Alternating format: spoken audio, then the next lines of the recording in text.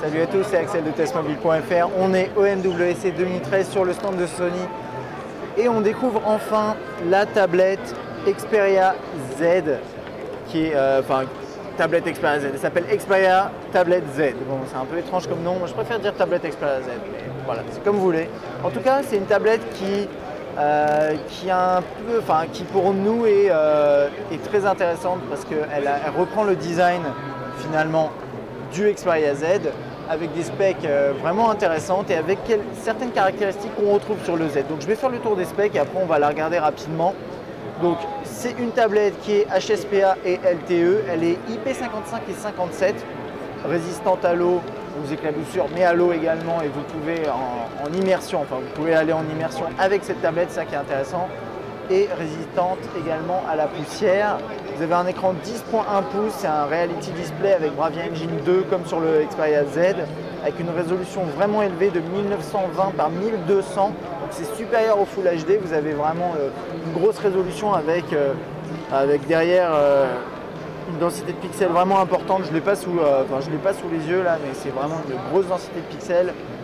On a un appareil photo à l'arrière, 8 mégapixels, 8,1 mégapixels pour être précis, c'est du Exmor R. Et à l'avant, c'est du 2 mégapixels et c'est également du Exmor RS normalement. Vous avez la fonction HDR également pour les photos. Vous avez un processeur quad-core, c'est du 2 Go de RAM, vous avez deux versions 16 Go et 32 Go et une batterie de 6000 mAh. Comme je disais, côté design, il ressemble pas mal au Xperia Z. Bon, désolé pour les reflets là, mais on peut bien le voir là avec un Xperia Z. Vous avez vraiment les mêmes types de design. Tout est vraiment plat à l'avant comme à l'arrière. Par contre, ici, vous avez la surface en verre que vous n'avez pas là, mais on va en parler un tout petit peu après. Alors, niveau de disponibilité et prix de cette tablette en France, alors il y a différentes versions. Pour commencer, déjà, elle sera disponible au second trimestre 2013. L'édition 4G sera disponible à 629 €, donc c'est l'édition la plus chère. Ensuite, vous avez la version Wi-Fi 32 Go qui sera à 549 € et la Wi-Fi 16 Go sera disponible au prix nu de 499 €. Donc c'est une tablette Wii qui est quand même un petit peu chère dans toutes ces versions. La version 4G est assez séduisante, mais moi je pense que si je devais en acheter une, ce serait plutôt la 32 Wi-Fi. Ça a l'air plutôt pas mal. Donc niveau design, on va la passer en revue de plus près. Donc là-haut, le capteur, la caméra frontale qu'on voit difficilement. Désolé, avec ces grands écrans, c'est difficile de faire le focus à chaque fois. Sur la droite, on n'a rien à part le haut-parleur qui est ici un petit peu caché. C'est la même position plus ou moins que sur le Xperia Z, si vous voulez. Là ici on n'a pas grand chose à part je crois que c'est un émetteur infrarouge. Sur ce côté là, donc c'est le côté gauche, on a différents caches puisque comme c'est une tablette qui est certifiée IP, il y a besoin effectivement d'avoir des caches pour protéger. Donc là-dedans on a, ça c'est le jack, si j'arrive à l'ouvrir. Voilà, donc là on a le jack juste ici, désolé hein. Voilà, on a le jack juste ici, le bouton on-off verrouiller déverrouiller qui ressemble beaucoup à ce qu'on a sur un Xperia Z tout simplement. Ça c'est une petite, là en tout cas il est allumé parce qu'il est en charge. Le volume, là un petit connecteur parce qu'il y a un dock qui ressemble beaucoup à celui pour le Xperia Z d'ailleurs. On a un deuxième haut-parleur de ce côté-là et d'ailleurs niveau son, elle envoie normalement du lourd, elle est équipée pour. Là on a le micro USB qui est protégé également par un petit cache. Là on a la micro SD et normalement on a la SIM juste à côté, voilà c'est ça. Juste ici. Petit cache qui se remet bien. Donc ça c'est pour la face avant pleine de traces de doigts et l'arrière qui n'est pas en verre. Mais qui est dans une sorte de... Alors c'est assez particulier, c'est une sorte de plastique soft touch mais qui s'enfonce un petit peu quand on appuie dedans. D'ailleurs, il y a un truc que je voulais vous montrer, je ne sais pas si je vais réussir à vous le montrer, mais vous pouvez vraiment la tordre un petit peu quoi. Ça montre vraiment la résistance, enfin la flexibilité tout en étant résistante de cette tablette quoi. Donc ça c'est pas mal. Et puis là-haut l'appareil photo qu'on avait déjà vu il me semble. Alors, rapidement, dans l'interface, vous avez quelque chose qui ressemble beaucoup à ce qu'on a sur le Z. Typiquement, là, ici, ces interfaces-là sur l'écran de déverrouillage. Et puis après, donc, le tiroir, là, pardon, le menu principal. Ici, hop, différentes options en accès rapide. Donc ça, c'est assez classique. On a aussi les micro-applis. Alors, je ne sais pas si elles s'appellent comme ça également sur la tablette, mais a priori, oui. Je vais essayer de vous montrer ça de plus près. Voilà, ça c'est le micro-appli. Donc c'est typiquement vous lancez l'option de la calculatrice. Alors, on ne peut pas en lancer plusieurs en même temps, ce qui est un petit peu dommage. Mais vous pouvez aussi en télécharger sur le Play Store. Ou transformer vos widgets en small apps. Je ne savais pas qu'on pouvait faire ça, c'est assez sympa. Et quand vous sélectionnez une small app, vous pouvez la basculer en tant que shortcut, un raccourci qui vient s'ajouter juste ici et qui est en accès permanent. C'est celle que vous utilisez le plus, elle va se mettre directement ici.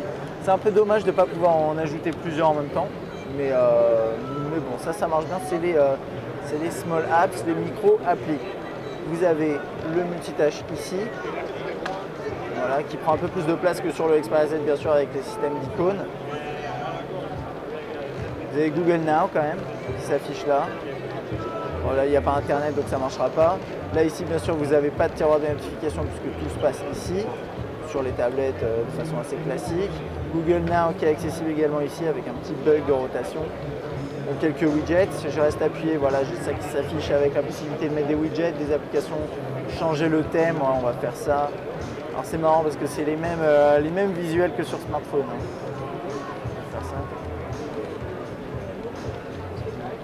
Voilà, vous pouvez changer très rapidement de thème, c'est plutôt sympa.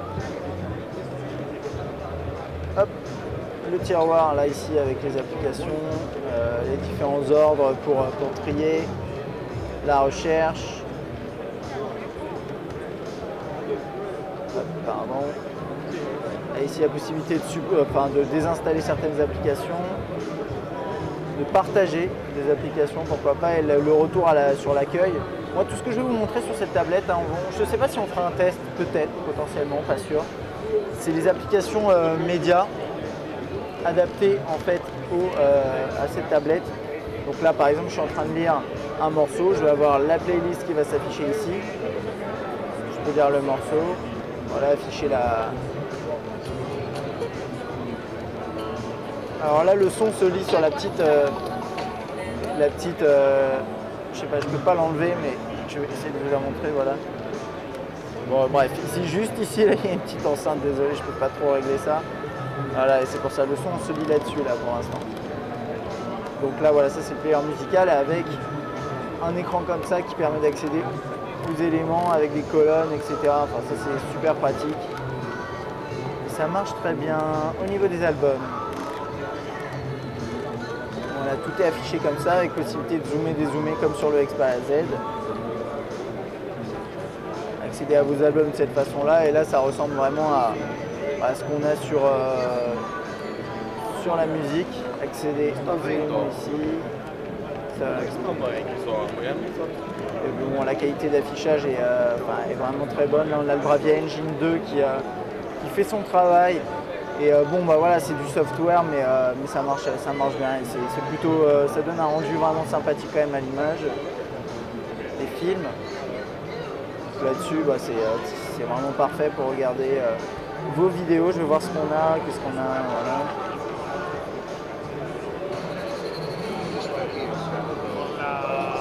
Alors, je ne sais plus si sur le Xperia Z on peut zoomer dans les vidéos, je ne me rappelle plus, mais là en tout cas on ne peut pas. Voilà, on peut avancer, reculer, ça marche très bien. On a bien sûr l'intégration de Throw, qui est l'option DLNA de Sony, qui est la compatibilité PSM également, bon, qui a, d'après moi, qui a perdu un peu en intérêt depuis le mois d'octobre. Et puis voilà, je pense que ça a fait un peu le tour. On a Social Life également, mais là on n'a pas internet, donc on ne pourra pas regarder. Et bon voilà, j'ai fait à peu près le tour, et pour moi, enfin, c'est avec le Z qui est un excellent smartphone, en tout cas d'après moi. Et je pense que vous avez peut-être vu le test. Si vous n'avez pas vu le test, regardez la vidéo. Je pense que cette tablette est vraiment une des meilleures tablettes de ce début d'année 2013. On va voir ce que les autres constructeurs nous réservent pour le second trimestre, même la fin premier trimestre, second trimestre. En tout cas, cette petite tablette Z me semble vraiment très sympathique. Voilà, j'espère que cette vidéo vous a plu. À bientôt.